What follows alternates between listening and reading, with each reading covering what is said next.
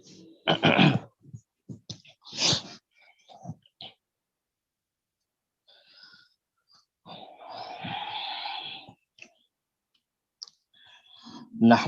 ونصلي ونسلم على رسوله الكريم أما بعد فأعوذ بالله من الشيطان الرجيم بسم الله الرحمن الرحيم قال الله تبارك وتعالى في القرآن المجيد وفي القرآن الحكيم إنا أنزلناه في ليلة القدر وما أدراك ما ليلة القدر ليلة القدر خير من ألف شهر تنزل الملائكة والروح فيها بإذن من رب كل أمر سلام هي حتى مطلع الفجر صدق الله العظيم. وقال النبي صلى الله عليه وسلم عن عائشة قالت كان رسول الله صلى الله عليه وسلم يجتهد في العشر الأواخر ما لا يجتهد في غيره أو كما قال عليه الصلاة والسلام. سبحانك لا علم لنا إلا ما علمتنا إنك أنت العليم الحكيم.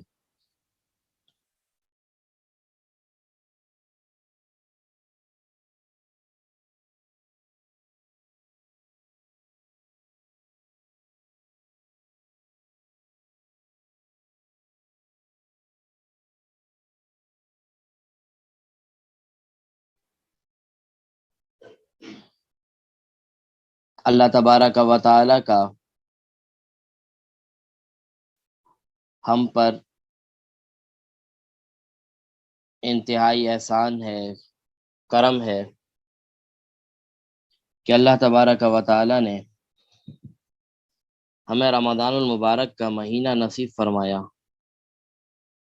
اور آج رمضان المبارک کے اس عشرے کے اختتام پر بیٹھے ہیں جس عشرے میں رسول اللہ صلی اللہ علیہ وسلم نے فرمایا یہ عشرہ مغفرت کا عشرہ ہے۔ اس عشرے میں اللہ تبارک و تعالی تو ویسے ہی مغفرت بہت فرماتے ہیں، لیکن خاص اس عشرے میں جو مغفرت کا عشرہ کہلاتا ہے، اس مغفرت کے عشرے میں اللہ تبارک و تعالی جتنے سال لوگوں کی مغفرت فرماتے ہیں، اس سے کہیں زیادہ ان 10 دنوں میں اللہ تبارک و تعالی اپنے بندوں کی مغفرت فرماتے ہیں۔ بس ہمیں چاہیے کہ ہم اللہ سے مغفرت مانگیں۔ اللہ تعالیٰ تو مغفرت مانگنے والے کو پسند فرماتا ہے اور معاف کرنے کو پسند کرتا ہے۔ اللہ تعالیٰ کی یہ چاہت ہوتی ہے کہ کوئی آئے تو مجھ سے مغفرت مانگے کہ میں اس کو معاف کروں۔ تو یہ ہماری غلطی ہوتی ہے، ہماری کوتاہی ہوتی ہے کہ ہم اللہ سے مانگتے نہیں ہیں، اللہ سے معافی نہیں مانگتے۔ اللہ تعالیٰ تو ہمیں معاف کرنے کے لیے ہر پل تیار ہے۔ آج مغفرت کا عشرہ اختتام کو اپنے پہنچ جائے گا۔ یہ جو چند گھنٹے رہ گئے ہیں اس کو بڑا قیمتی بنانے کی ضرورت ہے، اپنے لیے مغفرت مانگنے کی خصوصی ضرورت ہے۔ اگر کسی نے کوتاہی برتی ہے تو ان چند گھنٹوں کو قیمتی بنا لیں۔ اللہ تعالیٰ کو راضی کرنے کے لیے کوئی 24 گھنٹے، کوئی دن، کوئی مہینے، کوئی سال کی ضرورت نہیں ہے۔ اللہ تبارک و تعالیٰ تو چند سیکنڈوں میں، چند لمحوں میں اللہ ہم سے راضی ہو سکتے ہیں۔ بس شرط یہ ہے کہ ہم راضی کرنے والے بن جائیں، ہم اللہ کو منانے والے بن جائیں۔ جیسے کوئی بچے کو کوئی چیز چاہیے ہوتی ہے، وہ کیسے اپنے والدین کے سامنے اس کا اظہار کرتا ہے، اور والدین اس کی وہ خواہش پوری نہ کرے تو وہ کیسے ضد کرتا ہے، وہ کیسے روتا ہے، دھوتا ہے، ضد کرتا ہے۔ آخر والدین پھر اس کے ضد میں آ کر اس کی وہ خواہش پوری کر دیتے۔ تو والدین سے تو کہیں زیادہ ہمارا رب ہم سے محبت کرتا ہے، 70 ماؤں سے زیادہ ہمارا رب ہم سے محبت کرتا ہے، اور مغفرت کرنے کے لیے بہانے ڈھونڈتا ہے۔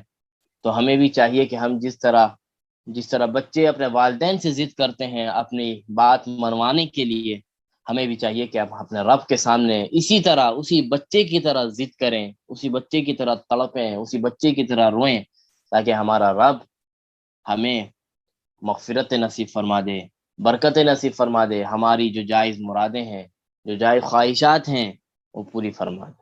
والدین تو وقت لے سکتے ہیں ماننے میں، والدین کو تو وقت لگ سکتا ہے منانے میں، اللہ کو بس چند آنسو دکھا دو، اللہ ویسے ہی راضی ہو جاتا۔ اللہ کو بس سچے دل سے توبہ کر لو تو اللہ تبارک و تعالی کو وقت نہیں لگتا راضی کرنے میں، اللہ فوراً راضی ہو جاتا۔ تو یہ چند گھڑیاں رہ گئی ہیں، یہ مغفرت کا عشرہ چلا جائے گا، اگلے سال ملے گا کہ نہیں ملے گا کسی کو کچھ نہیں معلوم، تو اسی گھڑی کو قیمتی بنانے کی ضرورت ہے۔ ہم میں سے ہر کوئی شخص اس مغفرت کے عشرے کو، اس رمضان کو اپنی زندگی کا آخری رمضان سمجھے۔ اگر انسان یہ سمجھے گا کہ یہ میری زندگی کا آخری رمضان ہے، تو خود بخود انسان کو تڑپ ہوگی کہ میں کچھ نیکی کر لوں، کچھ عبادت کر لوں، کیونکہ وہ اس کی سوچ ہوگی یار مجھے پتہ نہیں اگلا رمضان ملے گا نہیں ملے گا، یہی میرا آخری رمضان ہے، تو وہ کوشش کرے گا کہ اپنے نام اعمال میں بہت سی نیکیاں سمیٹ لوں۔ تو ہر کوئی یہ رمضان اس طرح گزارے، یہ سوچ کے گزارے کہ یہ میری زندگی کا آخری رمضان۔ جب یہ سوچ پیدا ہوگی، جب یہ تڑپ پیدا ہوگی، تو پھر عبادتوں میں عبادت کرنے میں ہمارے لیے وقت لگانا بھی آسان ہو جائے گا، محنت کرنا بھی آسان ہو جائے گا۔ آج مغرب کے بعد سے ایک وہ عشرہ شروع ہونے والا ہے جس عشرے کے بارے میں کہا جاتا ہے کہ رمضان المبارک کے 20 دنوں سے زیادہ افضل ترین یہ 10 دن اور 10 راتیں۔ ویسے تو پورا مہینہ ہی بابرکت رحمت والا ہے، لیکن یہ جو آخری کے 10 دن ہے، یہ اس کے اندر رحمت برکت، اس کی اہمیت باقی دنوں سے زیادہ ہے، کیونکہ اللہ تبارک و تعالیٰ نے اس 10 دنوں میں شب قدر رکھی ہے۔ ہم نے جب یہ قرآن مجید کی تلاوت کی ہے، اللہ تبارک و تعالیٰ اس سورۃ القدر میں فرماتے ہیں انا انزلناہ فی لیلۃ القدر، بے شک ہم نے قرآن مجید کو لیلۃ القدر میں نازل فرمایا۔ یہ قرآن مجید نازل ایک ساتھ نہیں ہوا، بلکہ تدریجاً 23 سال کے عرصے میں آہستہ آہستہ، جب کسی صورت کی، جب کسی آیت کی ضرورت پڑتی، اللہ تبارک و تعالی حضرت جبریل علیہ السلام کو بھیج دیتے، ان صورت کو لے کر، ان آیت کو لے کر وہ آپ علیہ السلام کے پاس آتے اور بتاتے یہ اللہ کا حکم آیا ہے۔ تو یہ اس طرح تھوڑا تھوڑا کر کے 23 سال کے اندر اس قرآن مجید کو اللہ تبارک و تعالیٰ نے نازل فرمایا۔ اور یہاں پہ اللہ تبارک و تعالیٰ فرماتے ہیں کہ ہم نے اس قرآن مجید کو نازل فرمایا لیلۃ القدر میں۔ اب علماء نے اس کے بارے میں اس تفسیر یہ لکھی ہے کہ قرآن مجید 2 تفسیر ہے، کہ ایک ساتھ تو قرآن مجید نازل نہیں ہوا، تو لیلۃ القدر میں نازل کرنے کا کیا مطلب ہے؟ اس کی 2 تفسیر بیان کی جاتی ہیں۔ مطلب یہ ہے کہ جب، بلکہ 3 تفسیر بیان کی جاتی ہیں۔ ایک تفسیر وہ ہے کہ اس لیلۃ القدر کی رات میں اللہ تبارک و تعالی نے آسمان دنیا سے یہ قرآن مجید جو مکمل ہے، اس کو لوح محفوظ کے اندر بھیج دیا تھا، آسمان سے نیچے، کیونکہ یہ قرآن مجید کے بارے میں آتا ہے کہ یہ لوح محفوظ کے اندر محفوظ ہے، لوح محفوظ کے اندر لکھا ہوا ہے۔ تو اللہ تبارک و تعالیٰ نے اپنے پاس سے اس کو لوح محفوظ کے اندر جو بھیجا تھا، وہ اس رات میں بھیجا تھا، لیلۃ القدر کی رات۔ ایک تفسیر تو یہ ہے۔ دوسری تفسیر یہ بیان کی جاتی ہے کہ وحی کی جو ابتدا ہوئی، آپ علیہ السلام کے پاس جو وحی کی آنا ابتدا شروع ہوئی، وہ لیلۃ القدر سے ابتدا ہوئی تھی۔ جس دن ابتدا ہوئی تھی وہ رات لیلۃ القدر کی تھی۔ ایک تو یہ تفسیر بیان کی جاتی ہے۔ دوسری تفسیر یہ بیان کی جاتی ہے کہ اس قرآن مجید کو جو آخری جو آیات، جو مکمل جو قرآن مجید نازل ہوا، وہ اس رات کو نازل ہوا۔ تو یہ 3 تفسیر ہیں جس کے بارے میں کہا کہ ہم نے اس قرآن مجید کو لیلۃ القدر کے اندر نازل فرمایا، یعنی اس قرآن مجید کو اللہ نے شب قدر والے دن نازل فرمایا۔ اچھا، فرمایا کہ لیلۃ القدر کیا ہے؟ وما ادراک ما لیلۃ القدر، رسول اللہ صلی اللہ علیہ وسلم سے پوچھا جا رہا ہے کہ آپ جانتے ہیں کہ لیلۃ القدر کیا ہے؟ وما ادراک ما لیلۃ القدر، آپ کو معلوم ہے لیلۃ القدر کیا ہے؟ پھر آگے بتا دیا، آگے اگلی آیتوں میں لیلۃ القدر کی تشریح بیان کر دی، تعریف بیان کر دیا، ڈیفائن کر دیا کہ لیلۃ القدر ہے کیا چیز، یہ کون سی رات ہے۔ فرمایا لیلۃ القدر خیر من الف شہر، یہ لیلۃ القدر جو ہے نا، یہ 1000 مہینوں سے کہیں زیادہ بہتر ہے۔ یہ لیلۃ القدر کی رات 1000 مہینوں سے کہیں زیادہ افضل ترین رات ہے۔ علماء نے لکھا ہے کہ اگر 1000 راتوں کو اللہ تبارک و تعالیٰ نے یہاں پر 1000 سے زیادہ بتایا ہے کہ 1000 مہینے سے بھی زیادہ ہے، لیکن اگر ہم اس کو 1000 مہینے پہ ہی فٹ کر لیں اور 1000 مہینوں کو اگر ہم کاؤنٹ کریں، اس کا 1000 مہینے کتنے دن بنتے ہیں، کتنے سال بنتے ہیں، اگر ہم اس کے اوپر اس کو ڈیوائڈ کریں سالوں پر، تو فرمایا 83 سال بنتے ہیں۔ 83 ہے، 83 سال یہ 1000 مہینے بنتے ہیں، اور اللہ فرما رہے ہیں کہ اس سے بھی کہیں زیادہ افضل ترین رات۔ تو علماء نے لکھا ہے کہ اگر کسی شخص کو لیلۃ القدر مل گئی اور لیلۃ القدر کے دن یہ رات میں وہ اللہ کی عبادت کر رہا ہو، 2 رکعت نفل پڑھ رہا ہو، قرآن کی تلاوت کر رہا ہو، یا کوئی بھی عبادت کر رہا ہو، صدقہ خیرات دے رہا ہو، تو فرمایا کہ اس کا ایک رات کا یہ ثواب ایسا لکھا جائے گا کہ جیسے اس نے 83 سال تک اس ثواب کو کیا۔ اس رات کی برکت کی وجہ سے اس کا 1 روپے اگر میں نے اس رات کو صدقہ دیا کسی کو، تو میرا یہ اگر اس دن سے لیلۃ القدر ہو تو میرا اس دن کا یہ صدقہ دینا ایسا ہے جیسے میں نے 83 سال تک میں نے غریب کی یا صدقہ دیتا رہا۔ اگر میں نے اس رات کو 2 رکعت نفل پڑھ لی اور اس دن لیلۃ القدر ہو، جو اللہ کو معلوم ہے اور کسی کو معلوم نہیں کہ لیلۃ القدر کب ہوتی ہے، اگر وہ رات لیلۃ القدر کی ہو تو میرا یہ 2 رکعت نفل پڑھنا یہ ایسا ہے جیسے میں نے 83 سال تک نفل پڑھتے رہا۔ تو کتنی بڑی افضل ترین رات ہے کہ 1000 مہینوں سے کہیں زیادہ بہتر رات ہے۔ آپ 1000 مہینے عبادت کریں اور ایک رات اس کی عبادت کر لیں، دونوں برابر ہے۔ تو اتنی بڑی رات ہے، اور یہ امت محمدیہ کا خاصہ ہے۔ اچھا اس کی ہسٹری میں ابھی بتاتا ہوں، پہلے اس کی تشریح کر لوں اس کے بعد۔ اچھا، فرمایا لیلۃ القدر خیر من الف شہر، کہ یہ لیلۃ القدر جو ہے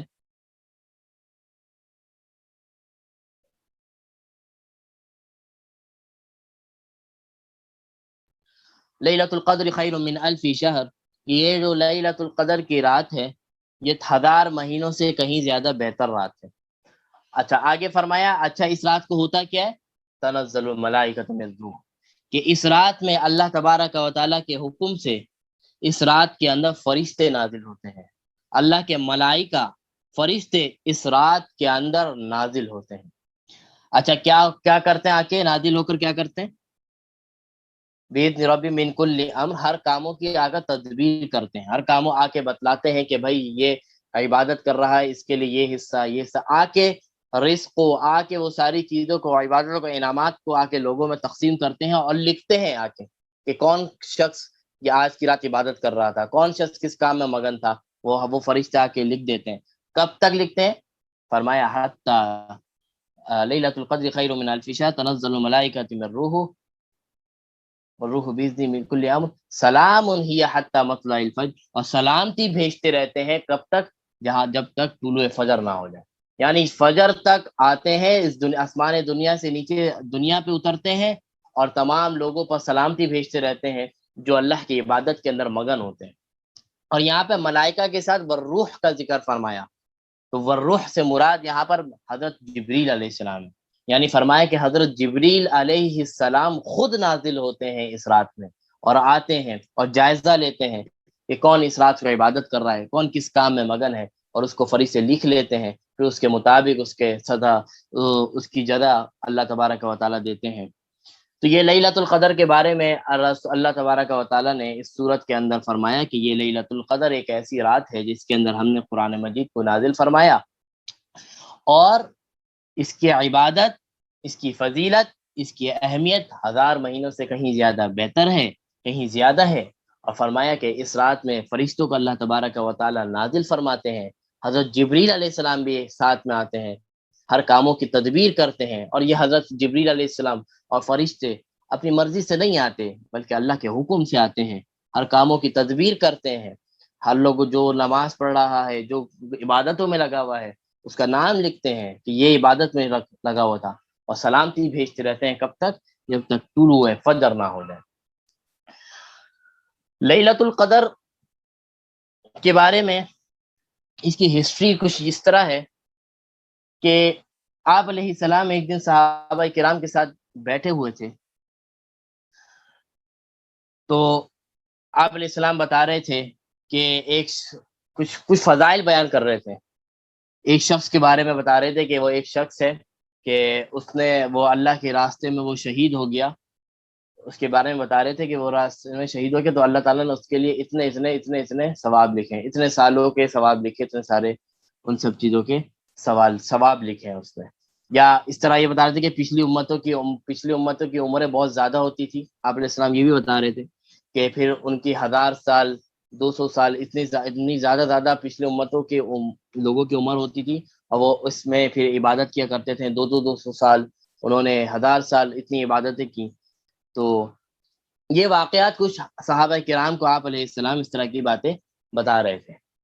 تو صحابہ کرام پریشان ہو گئے اور آپ علیہ السلام سے سوال کیا کہ اللہ کے نبی, ہماری تو عمریں بہت مشکل سے 100 سال 80 سال اتنی ہوتی ہے. پچھلی امتوں کی جو عمریں اتنی زیادہ ہوتی تھی تو انہوں نے عبادتیں بھی بہت کی. تو ہماری عمریں تو ہے ہی 80 90 100 سال, اس سے زیادہ تو ہماری عمریں ہوتی نہیں ہیں. تو ہم کیسے ان تک پہنچ سکیں گے, ہم کیسے ان کی عبادتوں تک پہنچ سکتے ہیں. اور اسی طرح جیسے آپ نے شہید کے بارے میں بتایا کہ اس کا اتنا سال, تو ہر کوئی تو ہم میں سے یہ نہیں ہے کہ شہید ہو جائے گا, تو ہمیں وہ اجر کیسے ملے گا, ہمیں کیسے مل سکتا ہے کتنا بڑا اجر. تو اس موقع پر حضرت جبریل علیہ السلام کو اللہ نے نازل فرمایا اور آپ کو حکم ہوا کہ آپ بتا دیجئے کہ اللہ تبارک و تعالیٰ نے تمہیں ایک ایسی رات دے دی ہے جو پچھلی امتوں کے پاس نہیں تھی. وہ خاص تمہارے لیے اللہ تبارک و تعالیٰ اس رات کو نازل فرما رہا ہے کہ اگر وہ رات کسی کو مل جائے تو اس کی اور اس رات میں بندہ عبادت کر لے, اس کا ثواب ایسے ہے جیسے 1000 مہینے سے زیادہ. تو جو تمہارا مسئلہ تھا کہ ان کی عمریں اتنی زیادہ تھیں, انہوں نے اتنی عبادت کی, اگر تمہیں اس رات مل جاتی ہے اور تم اس رات میں عبادت کر لیتے ہو تو وہ مسئلہ تمہارا حل ہو جائے گا, اس سے کہیں زیادہ تمہیں اس کا ثواب مل جائے گا. تو انسان کی زندگی اگر 60 سال ہے اور اللہ کی اس کی خوش قسمتی ہے, اس کی اللہ کی مہربانی ہے اس پر کہ 60 مرتبہ اگر اس کو یہ لیلۃ القدر مل جائے تو اور اس لیلۃ القدر میں یہ عبادت کر لے تو اس کا ثواب کتنا بڑھے گا. اس کا 60,000 مہینے بن جائیں گے, تو کتنے سالوں میں جا کے ہو جائے گا. تو یہ خاصہ صرف ہمیں ملا کہ ہماری عمریں کم ہوتی ہیں, ہماری عمریں تھوڑی ہوتی ہیں, اور ہمیں ایسی رات دے دی کہ اگر اس رات میں عبادت کر لی جائے تو ان لوگوں سے ہم آگے نکل سکتے ہیں جن کی عمریں زیادہ تھیں اور عبادت انہوں نے زیادہ کی. ہم اس رات میں اگر عبادت کر لیں, یہ رات اگر ہمیں نصیب ہو جائے تو ہم ان لوگوں سے بھی آگے بڑھ سکتے ہیں. آپ علیہ السلام کو یہ رات کے بارے میں بتا دیا گیا تھا کہ کس دن ہوتی ہے, کون سی شب کو ہوتی ہے. رسول اللہ صلی اللہ علیہ وسلم کو اس رات کے بارے میں علم دے دیا گیا تھا کہ اس رات کو ہے. آپ علیہ السلام اپنے حجرے سے باہر آ رہے تھے صحابہ کرام کو بتلانے کے لیے کہ یہ رات ہے شب قدر کی. آپ علیہ السلام نے دیکھا کہ 2 لوگ آپس کے اندر لڑ رہے ہیں, 2 شخص لڑ رہے ہیں, آپس میں لڑائی جھگڑا کر رہے ہیں. آپ علیہ السلام نے جب وہ لڑائی جھگڑا دیکھا تو آپ علیہ السلام بہت زیادہ ناراض ہوئے, بہت زیادہ آپ علیہ السلام کا چہرہ سرخ ہو گیا غصے کے عالم میں کہ یہ اتنی بڑی راتیں چل رہی ہیں, یہ اتنی بڑا حکم میں ان کے پاس لکھ رہا ہوں, یہ لوگ لڑ رہے ہیں یہاں پہ. تو یہ لڑنے کی نحوست کی وجہ سے, لڑنے کی برائی کی وجہ سے اللہ کے نبی کو اس رات کے بارے میں جو علم دیا گیا تھا وہ علم اٹھا لیا گیا اور آپ علیہ السلام سے یہ بات بھلا دی گئی کہ وہ رات کون سی تھی. پھر آ کے حکم ہوا. تو اس کے جو بھلا دیا حکم, اس کے اندر حکمتیں بھی ہیں. ایک یہ بھی بتایا کہ لڑائی جھگڑا اتنی بڑا نحوست والا کام ہے کہ اس سے اتنا بڑا عمل اللہ کے نبی سے چھپا لیا گیا اور ہماری امت کو نہیں بتایا گیا کہ وہ رات کون سے دن تھی, اس لڑائی کی نحوست کی وجہ سے. اور حکمتیں کیا ہے, اس دن کے چھپانے کی دوسری حکمت کیا ہے کہ اس کو چھپانے کا کیا مقصد ہے, کہ فرمایا کہ اگر ہم بندوں کو یہ بتا دیتے نا کہ یہ اس رات کو یہ رات شب قدر کی ہے, تو ہمارے بندے اتنے ایسے کاہل ہیں, یہ آگے والی امت ایسی کاہل, ایسی سست آنے والی ہے, ایسی عبادتوں سے دور رہنے والی آنے والی ہے, وہ صرف ایک رات کو سمجھ لیتی کہ یہ شب قدر ہے اور صرف اسی رات کو عبادت کرتی, پورا رمضان بھول جاتی, پورا رمضان کو چھوڑ دیتی. اس لیے اس رات کو چھپا لیا گیا کہ میرے بندے اس رات کو ڈھونڈیں، اور ڈھونڈیں گے کیسے؟ جب ہر راتوں کو عبادت کریں گے تو لیلۃ القدر مل جائے گی۔ اگر بتا دی جاتی کہ 25ویں شب کو ہے، ہر پوری مسجد 25ویں شب کو بھری ہوئی ہوتی، اور 25ویں شب کو لوگ عبادت کرتے اور پھر اس کے بعد گھر کو پہنچ جاتے اور یہ تسلی ہو جاتی کہ ہمیں لیلۃ القدر مل گئی۔ ایک حکمت یہ بھی تھی کہ چھپانے کی، کہ میرے بندوں سے یہ بات چھپا دی جائے کہ کون سی رات ہے، میرے بندے خود دلچسپی شوق سے اس رات کو ڈھونڈے اور عبادت کریں۔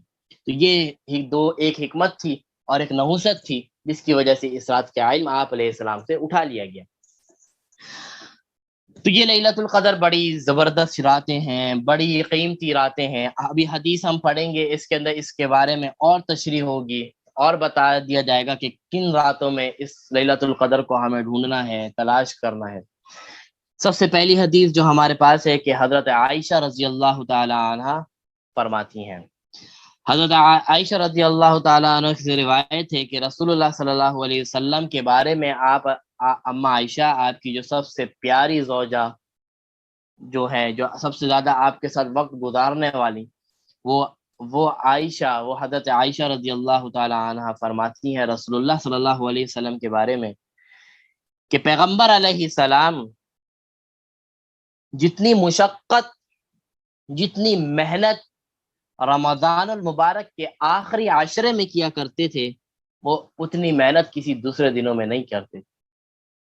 تو اس حدیث سے معلوم ہوا کہ پیغمبر علیہ السلام تو عبادت کتنی کرتے تھے، ہر کوئی جانتا ہے کہ پیغمبر کی ہر رات عبادت والی ہوتی تھی، ہر دن عبادت والا ہوتا تھا، ہر لمحہ اللہ کی عبادت میں گزرتا تھا۔ لیکن وہی پیغمبر رمضان المبارک کے آخری عشرے میں اس عبادتوں کو اور بڑھا دیتے اور مشقت کر لیتے ہیں اور مشقت اٹھاتے ہیں۔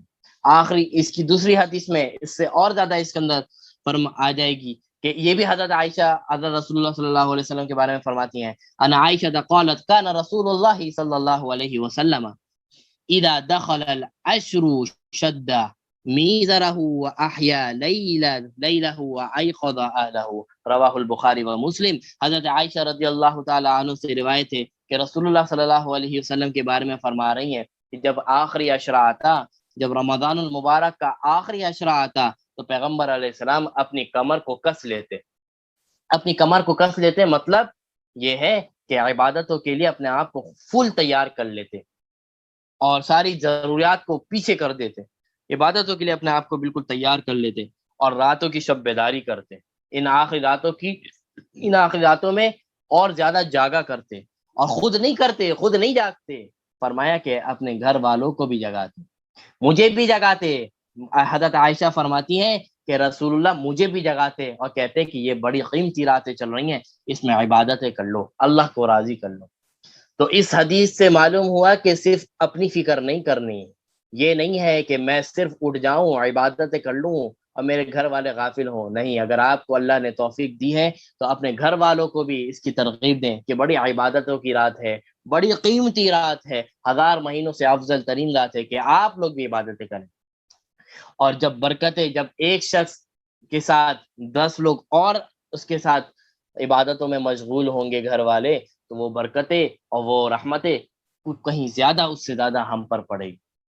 تو ہمیں چاہیے کہ ہم خود بھی عبادت کریں اور اپنے گھر والوں جو غفلت میں ہیں ان کو بھی اس کی ترغیب دیں۔ ترغیب دینے کا حکم ہے، زبردستی کرنے کا حکم نہیں ہے۔ زبردستی نہیں کریں کہ اس کو ڈنڈا لے کے کھڑے ہو جائیں کہ بھائی عبادت کرو، یا مار پیٹ شروع کر دیں، ڈانٹ ڈپٹ نہیں، ترغیب دے دیں، ان کو بتا دیں کہ بڑی عبادتیں چل رہی ہیں بہت۔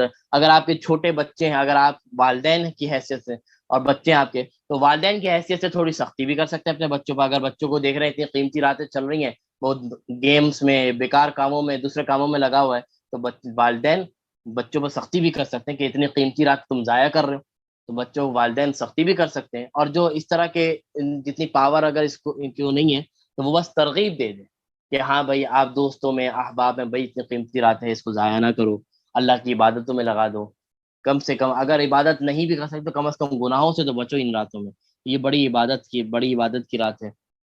اور اس راتوں میں جیسے میں نے بتایا کہ اگر اس رات میں اگر کوئی شخص کوئی عبادت کرتا ہے تو ایسا ہے جیسے 83 سال تک اس نے کیا کی، عبادت کی۔ اور خدا نہ خواستہ اس راتوں میں اگر کوئی شخص گناہ کا کام کرتا ہے، وہ بھی ایسا ہی ہے جیسے 83 سال تک اس نے گناہ کا کام کیا۔ کیونکہ وہ 1000 مہینے سے افضل ہے، اس کا حساب 1000 مہینے سے زیادہ لکھا جائے گا.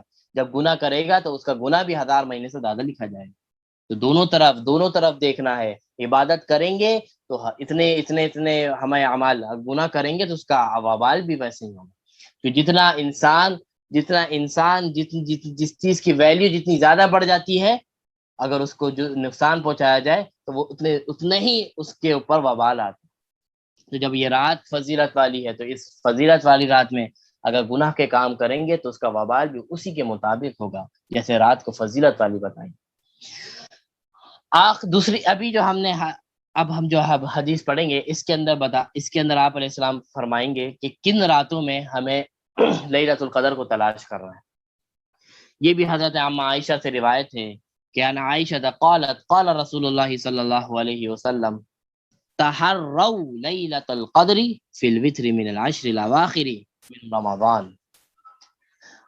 عائشہ فرماتی ہیں کہ رسول اللہ صلی اللہ علیہ وسلم نے فرمایا کہ شب قدر کو تلاش کرو، شب قدر کو ڈھونڈو.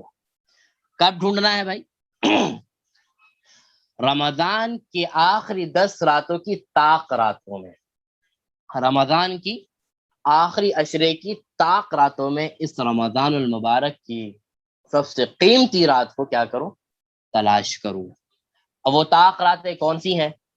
فرمایا کہ وہ طاق راتیں 21 رمضان المبارک کی شب، جیسے آج کی شب یہ لیلۃ القدر کی رات ہو سکتی ہے، اس طاق رات میں شامل ہے. آج رات کی شب ہو گئی، 22 کا دن چھوڑ دیا، 23ویں شب، 21ویں شب، 23ویں شب، 25ویں شب، 27ویں شب اور اسی طرح 29ویں شب. یہ 5 طاق راتیں ہیں. اس کے اندر پیغمبر فرماتے ہیں ان راتوں کے اندر لیلۃ القدر ہوتی ہے. اگر کوئی شخص ان 5 راتوں میں تھوڑی محنت کر لے، تھوڑی مشقت اٹھا لے اور اس 5 راتوں کو عبادتوں میں گزار دے، یہ بھی کوئی لازم نہیں ہے کہ پوری رات عبادت میں گزارے، نہیں، چند گھنٹے، 2 گھنٹے، 3 گھنٹے سحری سے آپ جب سوتے ہیں سو جائیں، سونے میں کوئی پابندی نہیں ہے. سحری سے اگر آپ 1 گھنٹہ پہلے اٹھتے ہیں تو 2 گھنٹے پہلے اٹھ جائیں، 1 گھنٹہ آپ عبادت کر لیں اللہ کی، کچھ تلاوت کر لیں، کچھ نوافل پڑھ لیں، صلاۃ و تسبیح بتائی وہ صلاۃ و تسبیح پڑھ لیں یا پڑھ کر سو جائیں چند گھنٹے. تو چند گھنٹوں کی عبادت بھی اگر کر لیں اور اس رات میں اگر ہمیں لیلۃ القدر ہو تو ہمیں وہ کتنی بڑی فضیلت مل جائے گی. تو یہ کوئی لازم نہیں ہے کہ پوری رات عبادت میں گزاریں، چند گھنٹے مخصوص کر لیں کہ بھائی مجھے 2 بجے اٹھ جانا ہے، میں بھی سو جاتا ہوں 10 بجے 11 بجے، میں 2 بجے اٹھ جاؤں گا، تھوڑی سی عبادت کر لوں گا، 1 گھنٹہ 1.5 گھنٹہ عبادت کر لوں گا، قرآن پڑھ لوں گا یا پڑھ لوں گی، پھر اس کے بعد اپنے سحری کے کاموں میں یا دوسرے کاموں میں لگ جاؤں گی. تو یہ چند گھنٹوں کی عبادت بھی اگر کوئی ان 5 راتوں میں کر لیتا ہے تو یہ لیلۃ القدر مل جائے گی. اگر کسی شخص نے ان 5 راتوں میں عبادت کر لی اور کوئی گناہ کا کام نہیں کیا تو وہ اس بات پر پر امید ہو جائے کہ اس کو لیلۃ القدر مل گئی. تو ان 5 راتوں کے علاوہ کسی اور رات میں نہیں ہو سکتی، کیونکہ پیغمبر کا فرمان ہے اور پیغمبر کا فرمان کبھی بھی جھوٹا ہو نہیں سکتا. پیغمبر نے فرما دیا کہ 5 راتوں میں ہے تو 5 راتوں میں، بس 5 راتوں کو ہمیں تھوڑی سی مشقت اٹھا لینی ہے. ویسے تو پورا رمضان ہی رات عبادتوں کا رات ہے، عبادتوں کے دن ہے، عبادتوں کی رات ہے، لیکن خاص طور پر یہ 5 راتیں جو ہیں اسپیشلی طور پر اس کے اندر خوب عبادت کر لیں، تھوڑی سی محنت مشقت ان 5 راتوں میں اٹھا لے، ورنہ یہ رمضان چلا گیا تو پھر وہ راتیں پھر چلی جائیں گی. پھر ویسے تو آپ پورا سال عبادت کریں لیکن ان 5 راتوں میں خاص طور پہ اسپیشلی طور پر اپنے آپ کو تھوڑی سی تکلیف دے لیں، تھوڑی سی اپنے آپ کو تکلیف دے لیں. اور کوئی تکلیف تو کچھ بھی نہیں ہوتی، بس ہمت کرنے کی بات ہوتی ہے. چند رکعت نوافل پڑھ لیں، صلاۃ التسبیح پڑھ لیں، کچھ 1 پارہ، آدھا پارہ، 1 رکوع قرآن مجید کی تلاوت کر لیں. اور اس کے اندر لکھا گیا یہ بات منقول امام حرم سے ہے کہ امام جو حرم ہے امام موئقلی، ماہر الموئقلی، ان سے منقول کی جاتی ہے. بعض حضرات نے کہا کہ ان سے نہیں ہے، لیکن ایک اچھی بات ہے تو اس کو بتانا چاہیے، پھیلانا چاہیے. کسی نے کہا کہ وہ یہ بات انہوں نے کہی. اصل تو بات کیا ہے؟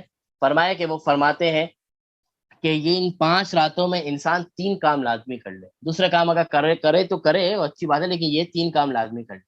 فرمایا کون سے 3 کام؟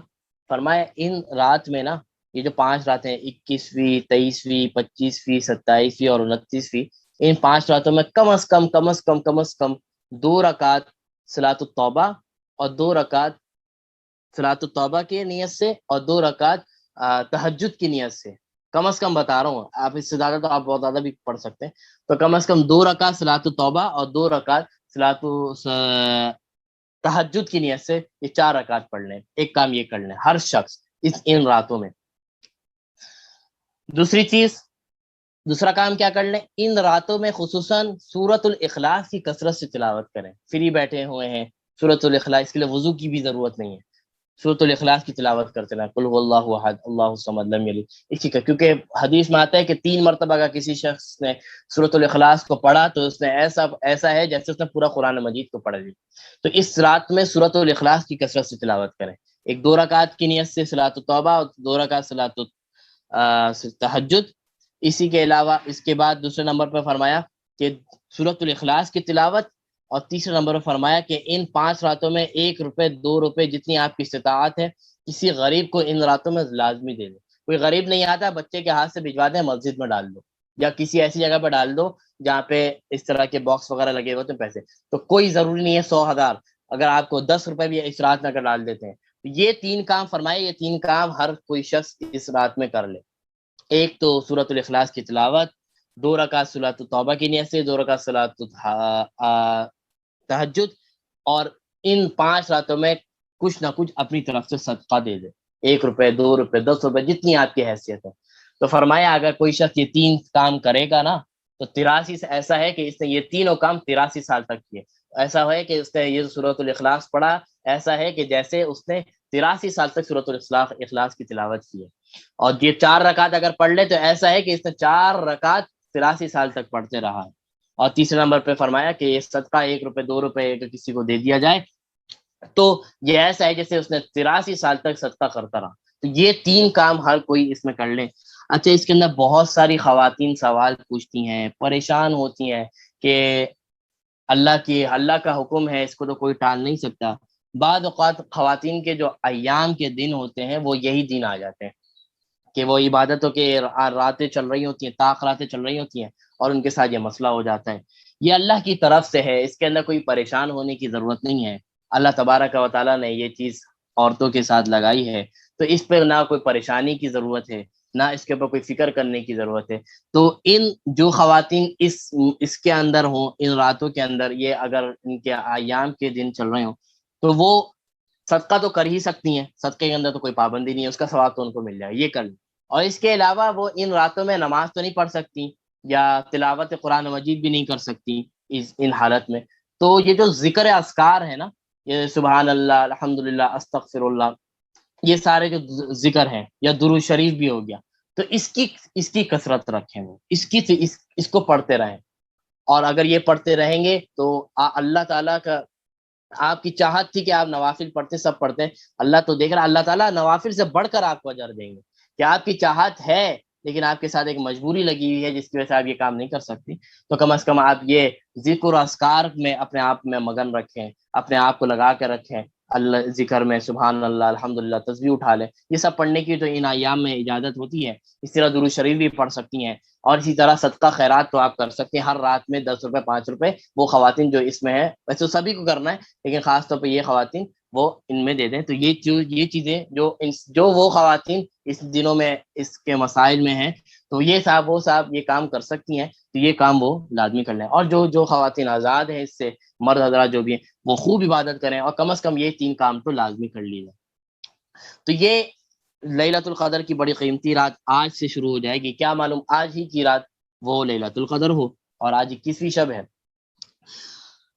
اچھا، ایک دعا اس حدیث میں ہم جو پڑھیں گے، ایک دعا یہاں پہ بیان کی جا رہی ہے۔ فرمایا، عائشہ سے روایت ہے کہ رسول اللہ صلی اللہ علیہ وسلم، یا یہ بھی روایت حضرت عائشہ سے، وہ فرماتی ہیں کہ ان عائشہ قالت قلت یا رسول اللہ، کہ رسول اللہ، حضرت عائشہ نے رسول اللہ صلی اللہ علیہ وسلم سے پوچھا، فرمایا اور پوچھا کہ یا رسول اللہ، اے اللہ کے رسول، ارایت ان علمت ای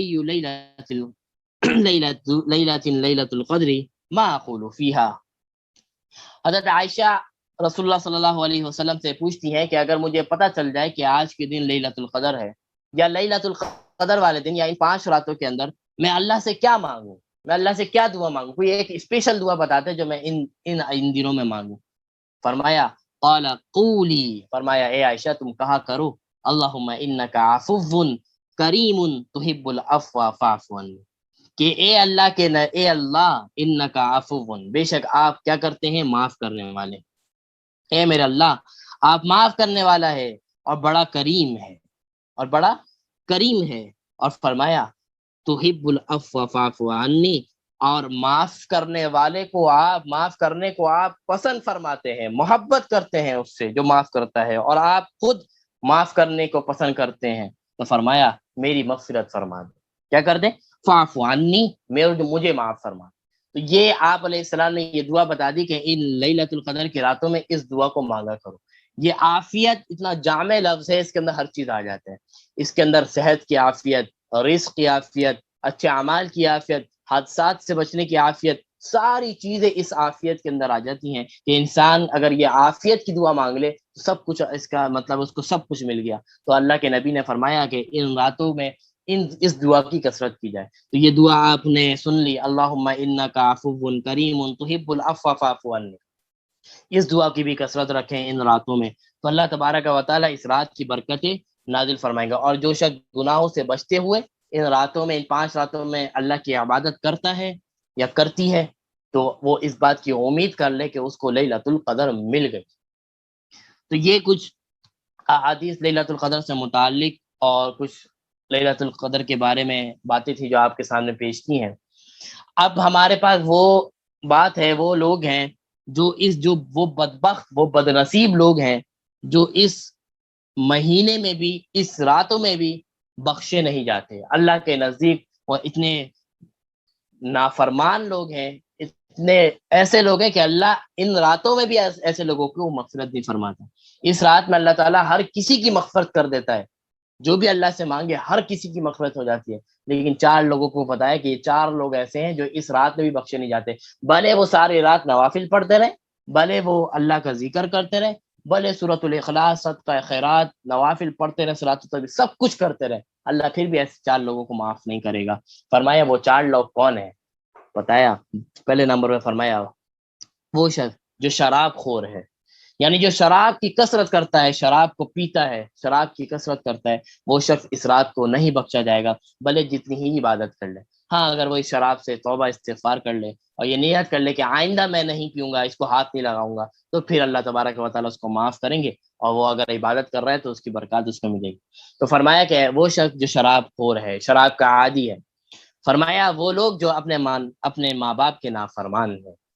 اگر کوئی بچہ اپنے ماں باپ کا نافرمان ہے، بچہ ہو یا بڑا، اور اس کے ماں باپ حیات ہیں، زندہ ہیں، اور نافرمان ہے، تو وہ بات یہ سمجھ لے کہ میں آج ساری رات سجدے میں بھی گزار دوں نا تو اللہ مجھے معاف نہیں کریں گے، کیونکہ میں نے اپنے والدین کو ناراض کر کے رکھا ہوا ہے، میرے والدین مجھ سے ناراض ہیں، میں اپنے والدین کا نافرمان ہوں۔ تو چاہیے کہ اگر اپنی مغفرت کروانا چاہتا ہے، اس رات کی برکتیں سمیٹنا چاہتا ہے، تو سب سے پہلے اپنے والدین سے معافی تلافی کر لے، اپنے والدین کو راضی کر لے، یا آج کی رات آئے گی، کیا معلوم آج ہی کی رات لیلۃ القدر ہو، تو رات آنے سے پہلے ہی اپنے والدین کو راضی کر لے، کیونکہ یہ پیغمبر علیہ السلام کا ارشاد ہے، یا میرا یا کسی دوسرے بندے کا ارشاد نہیں ہے، یہ پیغمبر کا ارشاد ہے، اور پیغمبر کے ارشاد میں 0.00% بھی شک کی گنجائش نہیں ہے کہ اس کے اندر کوئی ایسی بات ہو۔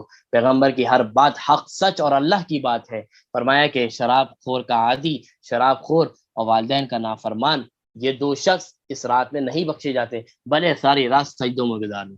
ہاں اگر یہ اللہ اپنے والدین کو راضی کر لیں، اللہ سے توبہ استغفار کر لیں، اس طرح شراب پینے والا اللہ سے توبہ استغفار کر لے، تو اللہ تبارک و تعالیٰ اس کی مغفرت فرمائیں گے، ورنہ نہیں۔ تیسرے نمبر پر آگے جو 2 چیزیں آ رہی ہے، 2 چیزیں بیان، یہ بھی بڑی قیمتی چیز ہے، بڑی اہم چیز ہے۔ فرمایا وہ لوگ جو اپنے دلوں میں دوسروں کے بارے میں حسد رکھتے ہیں، وہ لوگ جو اپنے دلوں میں دوسروں کے بارے میں بغض رکھتے ہیں، تو ایسے لوگ بھی اس رات میں نہیں بخشے جائیں گے، ایسے لوگ بھی اس رات میں بخشے نہیں جائیں گے۔ میرا کسی سے معاملہ خراب ہے، میرے رشتہ دار ہو، کوئی بھی ہو، دوست ہو، احباب ہو، اور میں اس کی برائی اپنے دل میں لے کے بیٹھا ہوا ہوں، جب تک اس کی برائی آپ کے دل میں ہے، آپ پوری رات سجدوں میں گزار دیں، اللہ معاف نہیں کرے گا۔ تو چاہیے کہ اپنے دلوں کو ان لوگوں سے کیا کر لیں، صاف کر لیں۔ ان کی جو بھی بغض ہے، برائی ہے، اس کو ختم کر دیں، اللہ کے لیے معاف کر دیں، اللہ کے لیے معاف کر دیں۔ اللہ کے لیے معاف کریں گے، اللہ ایسے ایسے اجر دیں گے۔ اللہ نے اگر کسی نے اگر آپ کو تکلیف دی بھی ہے، پھر بھی اللہ کے لیے اس کو معاف کر دیں، اس کا بغض دل سے نکال دیں، اگر یہ رمضان کی برکتیں سمیٹنا چاہتے ہیں۔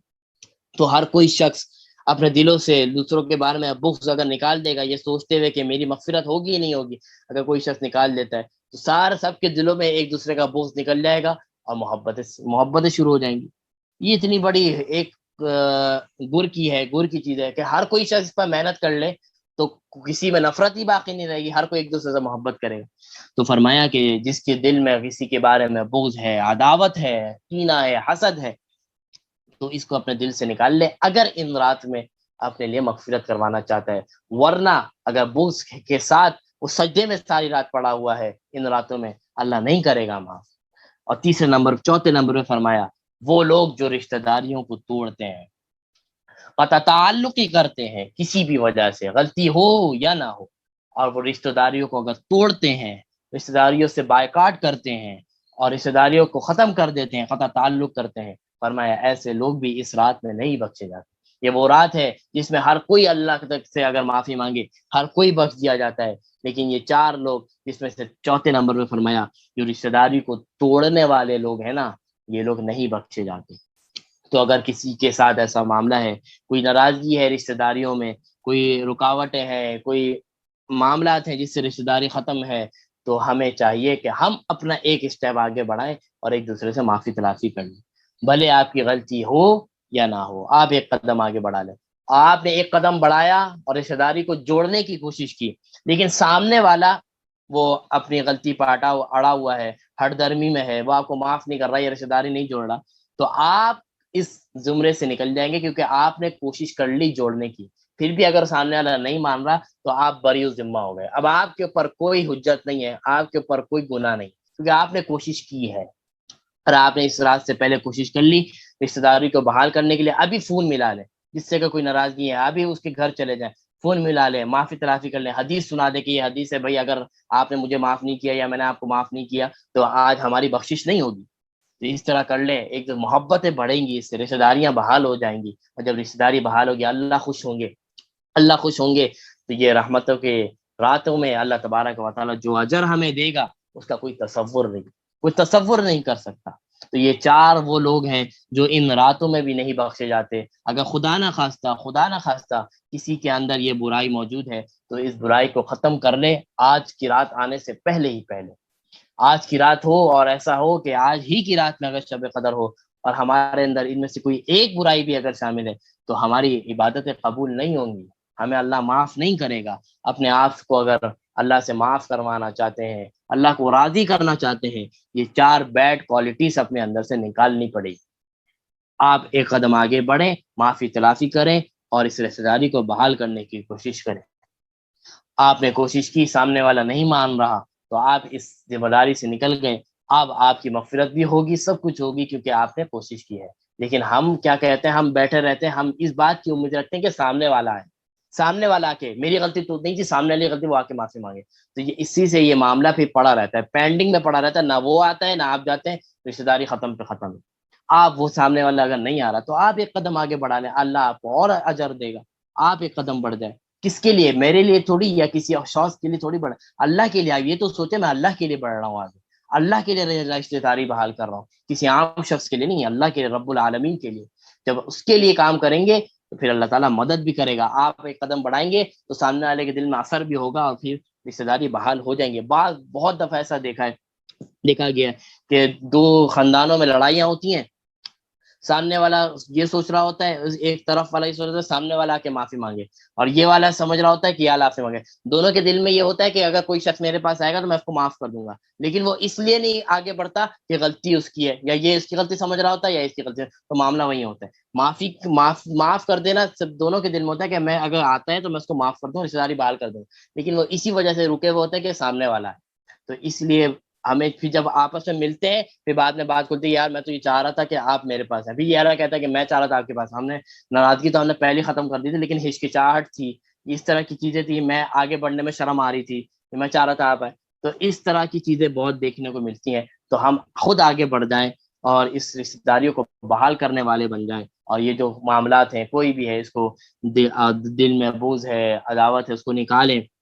خدا نخواستہ نافرمان ہے والدین کے، اپنے والدین کو راضی کر لیں۔ اگر ان کے والدین اگر اس دنیا سے رخصت ہو گئے ہیں اور نافرمانی کی حالت میں اس دنیا سے رخصت ہو تو ان کے لیے مغفرت کی دعائیں کریں، ان کے لیے اصال ثواب کریں۔ اللہ تبارک و تعالیٰ پھر دیکھ رہا ہے، اللہ تعالیٰ معاف کرنے والے ہیں۔ اور جن کے والدین حیات ہیں اور ناراض ہیں، ان کے جائیں ان کے پاؤں پڑ جائیں، ان سے معافی مانگے کہ اے ابا اے اماں ہمیں معاف کر دے، آج کی رات اگر شب قدر ہوئی، اگر آپ مجھ سے ناراض ہوئی تو میں برباد ہو جاؤں گا، تباہ و برباد ہو جاؤں گا۔ یہ بڑی چار چیزیں، چار لوگ ہیں جن کے بارے میں فرمایا ان رات میں مغفرت نہیں ہوتی۔ خصوصی توجہ کی ضرورت ہے کہ اپنے اندر سے یہ کوالٹیز، جو بیڈ کوالٹیز ہیں، یہ جو غلط عادات ہیں، اس کو نکال دیں تاکہ یہ لیلۃ القدر کی 83 سال کی عبادت کا ثواب ہمیں بھی نصیب ہو جائے۔ آج جو ہمارا تیسرا ٹاپک ہے وہ تسبیح فاطمی سے متعلق ہے۔ یہ تسبیح فاطمی کیا چیز ہے؟ اس کا ایک بہت زبردست واقعہ ہے، جب یہ واقعہ سنایا جاتا ہے تو آنکھوں میں آنسو آ جاتے ہیں۔ اللہ رسول اللہ صلی اللہ علیہ وسلم کی سب سے پیاری بیٹی، لخت جگر، سب سے چھوٹی بیٹی حضرت فاطمہ رضی اللہ تعالی عنہ، آپ علیہ السلام کو سب سے زیادہ اپنی چاروں بیٹیوں میں سب سے زیادہ محبت اپنی سب سے چھوٹی بیٹی حضرت فاطمہ سے تھی۔ حضرت فاطمہ کے شوہر حضرت علی رضی اللہ تعالی عنہ ہیں، جن کی شہادت کا دن بھی کل ہے۔ کل 21 رمضان المبارک کو حضرت علی کو شہید کیا گیا تھا، ان کے یوم شہادت بھی ہے کل۔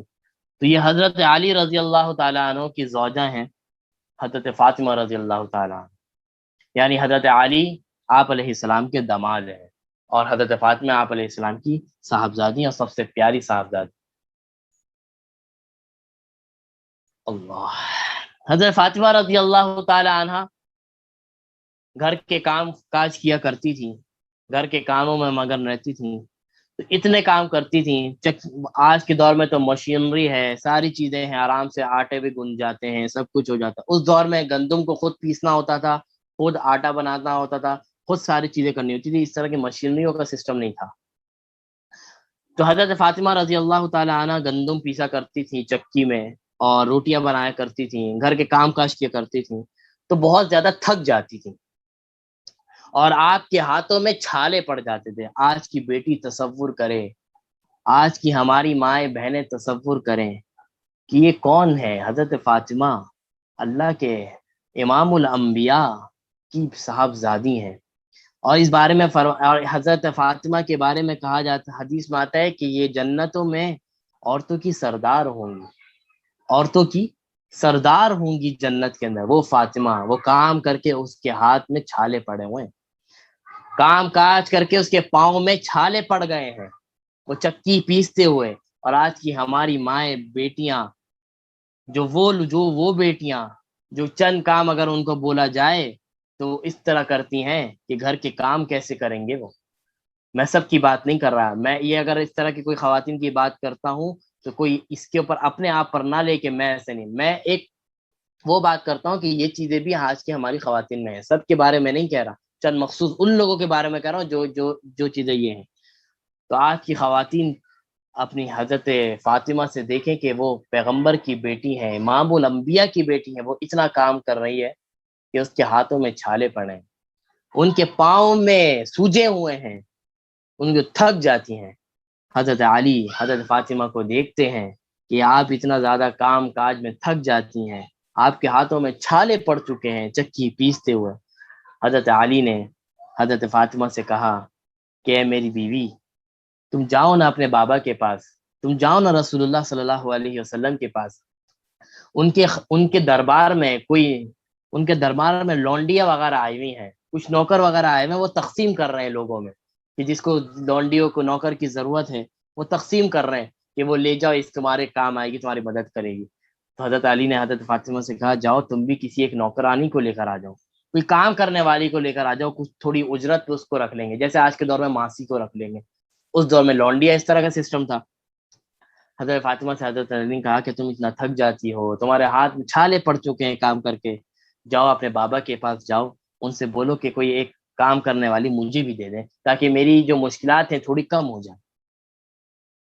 حضرت فاطمہ رضی اللہ تعالی عنہ نے کہا ٹھیک ہے میں جاتی ہوں. وہ اپنے بابا کے گھر گئیں. آپ علیہ السلام مصروف تھے، لونڈیوں کو تقسیم کر رہے تھے، باندیوں کو تقسیم کر رہے تھے، غلاموں کو تقسیم کر رہے تھے ایک دوسرے میں. حضرت فاطمہ دروازے پہ آتی ہیں آپ علیہ السلام کے اور دیکھتی ہیں کہ آپ علیہ السلام ہمارے بابا جان مصروف ہے.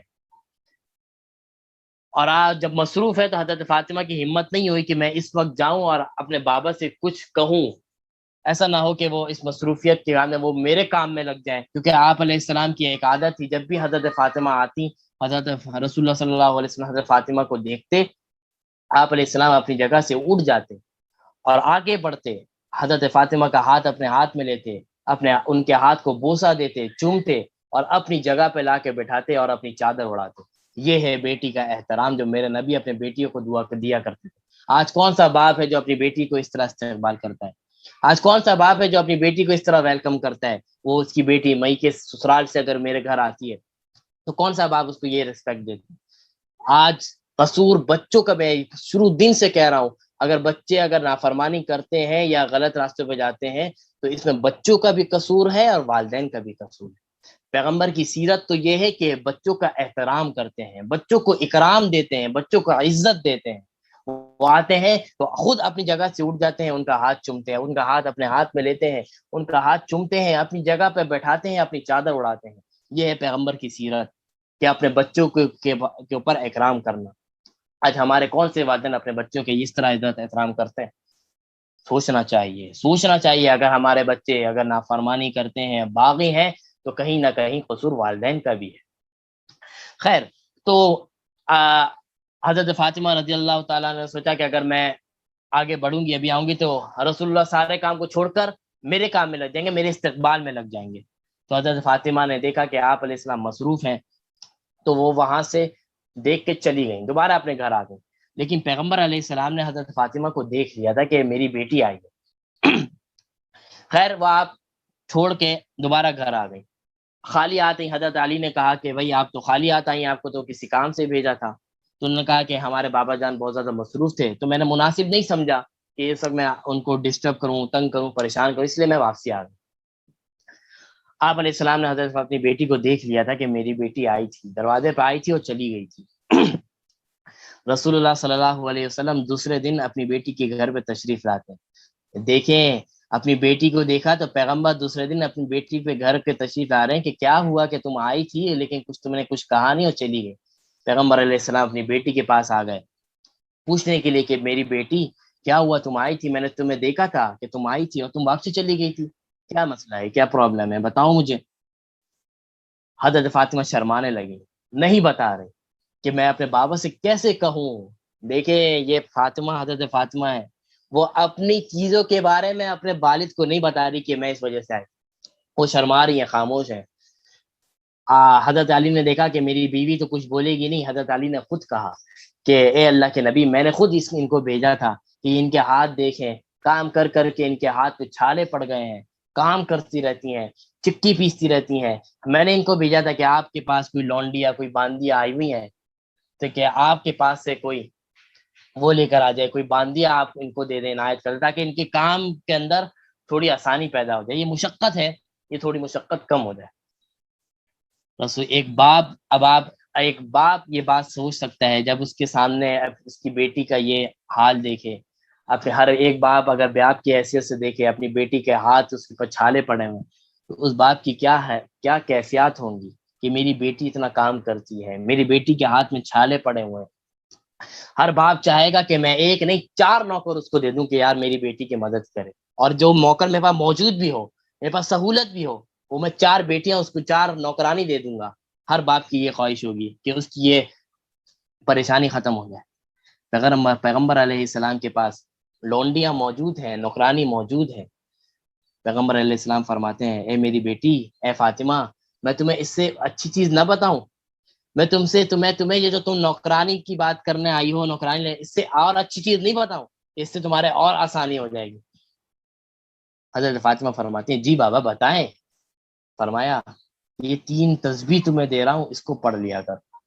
فرمایا کہ 33 مرتبہ سبحان اللہ، 33 مرتبہ الحمدللہ، 34 مرتبہ اللہ اکبر اور 1 مرتبہ چوتھا کلمہ، یہ 4 چیزیں پڑھ لیا کرو. یہ جو تم نوکرانی لینے آئی ہو، یہ جو تم باندی لینے آئی ہو، اس سے زیادہ بہتر چیز ہے.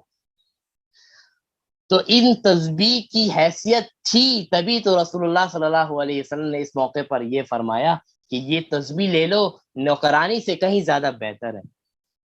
تو ہر باپ کی یہ خواہش ہوتی کہ وہ نوکرانی کو دے دیتا، باندی کو دے دیتا، لیکن یہاں پر پیغمبر وہ تسبیح دے رہے ہیں، جس سے معلوم ہوا کہ اس تسبیح کی کتنی فضیلت ہے کہ اپنی بیٹی کو یہ تسبیح بطور ہدیہ دے رہے ہیں، بطور گفٹ دے رہے ہیں. آپ علیہ السلام نے یہ تسبیح کسی کو نہیں دی، اس لیے اس تسبیح کو تسبیح فاطمی کہا جاتا ہے کہ آپ علیہ السلام نے اسپیشلی طور پر یہ تسبیح حضرت فاطمہ کو دی ہے.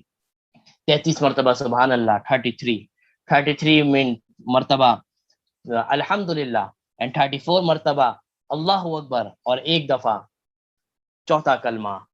یہ اگر 4 چیزیں اگر پڑھ لی جائے تو یہ تسبیح آپ علیہ السلام نے اپنی بیٹی حضرت فاطمہ کو عنایت کی ہے. یہ پوری ہسٹری میں نے آپ کو اس تسبیح فاطمی کی بتا دی. تو اس تسبیح فاطمی کو اپنا معمول بنانا ہے. یہ سارا بتانے کا مقصد یہ تھا کہ ان تسبیح کو اپنے معمولات میں لے کر آئیں. ہر فرض نماز کے بعد چند سیکنڈ لگتے ہیں، مشکل سے 1 منٹ لگتا ہے اس کو پڑھنے میں، اس کو پڑھ لیا کریں. اس کے بڑے فوائد ہیں، بڑے فوائد. تبھی تو پیغمبر اس موقع پر یہ تسبیحات دے رہے ہیں. اور اگر کوئی تھکن محسوس ہو، کوئی پریشانی محسوس ہو، کوئی ٹینشن محسوس ہو، کوئی ڈپریشن ہو، تو اس موقع پر بھی یہ تسبیح کی کثرت کر لی جائے تو اللہ تبارک و تعالیٰ اس پریشانی سے انسان نکل. کیونکہ آپ علیہ السلام نے تسبیح دی ہی اس وجہ سے دی کہ آپ کی تھکاوٹ کم ہو جائے، آپ کی پریشانی کم ہو جائے. اور جو لوگ تجربہ ہے، جو لوگ اس کے اوپر، میں اپنا خود تجربہ بتا دیتا ہوں، یا جو لوگ اس کی معمولات رکھتے ہیں اپنی زندگی میں، اس کو معمول کرتے ہیں، وہ اپنی زندگی میں بڑے سے بڑے مشقت والا کام کرتے ہیں، ان کو اتنی زیادہ تھکاوٹ محسوس نہیں ہوتی. وہ اس تسبیح کی برکات ہوتی ہیں. تو ان تسبیحات کا خاص طور پر خواتین، کیونکہ یہ خاتون کو ہی دیا گیا ہے، وہ گھر کے کاموں میں تھک جاتی ہیں، پریشان ہو جاتی ہیں، بچوں کو بھی سنبھالنا ہے، شادی شدہ ہے تو گھر والے ساتھ لگے ہوئے ہیں، گھر کے کام ہیں، سب کچھ ہے. تو وہ ان تسبیحات کا بہت زیادہ اہتمام رکھیں. یہ ان لوگوں سے بہت بہتر ہے جو آپ کے کام میں مدد کریں. یہ تسبیح اس سے زیادہ بہت بہتر ہے. تو اس تسبیحات کا معمول بنانا چاہیے. ہر فرض نماز کے بعد تو لازمی پڑھنا چاہیے. اور پیغمبر علیہ السلام حضرت فاطمہ کے بعد حضرت حسن حسین کو اس تسبیحات کی تلقین اس طرح کیا کرتے تھے جیسے فرض نماز کی تلقین کرتے. اس تسبیح کی اہمیت تھی، تبھی تو آپ علیہ السلام بطور ہدیہ، گفٹ، بطور تحفہ یہ تسبیحات دے رہے ہیں اپنے بچوں کو، اپنے نواسے کو، اپنی بیٹی کو. تو اس تسبیحات کا بہت معمول بنانا چاہیے فرض نماز کے بعد خصوصی طور پر. اس کے علاوہ چلتے پھرتے تھکن محسوس ہو رہی ہے، جیسے میں نے بتایا اس طرح کے معاملات ہیں، تو ان تسبیحات کو پڑھ لینا چاہیے. 33 مرتبہ سبحان اللہ، 33 مرتبہ الحمدللہ، 34 مرتبہ اللہ اکبر، اور 1 مرتبہ چوتھا کلمہ. یہ 4 چیزیں ہیں جو پڑھ لینی چاہیے، اپنا معمول بنا لینا چاہیے. ہر فرض نماز کے بعد اس کا معمول بنا دیں. ہر فرض نماز پڑھنے کے فرض نماز کے بعد یا فرض نماز کی سنتوں کے بعد اس تسبیحات کو لازمی پڑھ لیا کریں. بہت فوائد ہیں. آپ چند دن پڑھیں گے، آپ کو خود ان کے فوائد نظر آنے لگ جائیں گے. مرد حضرات بھی، خواتین بھی، سب سے گزارش ہے کہ تسبیحات کا اپنا معمول بنائیں.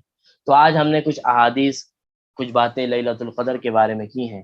اللہ تبارک و تعالیٰ سے دعا ہے اللہ تبارک و تعالیٰ یہ جو آج سے تاقراتیں شروع ہونے والی ہیں، یہ جو اگلے 10 دن ہے جس میں آپ علیہ السلام تمام دنوں سے زیادہ مشقت اختیار کرتے، یہ وہ رات جو 1000 مہینوں سے بہتر ہے، یا اللہ ہر ایک کو نصیب فرما دے.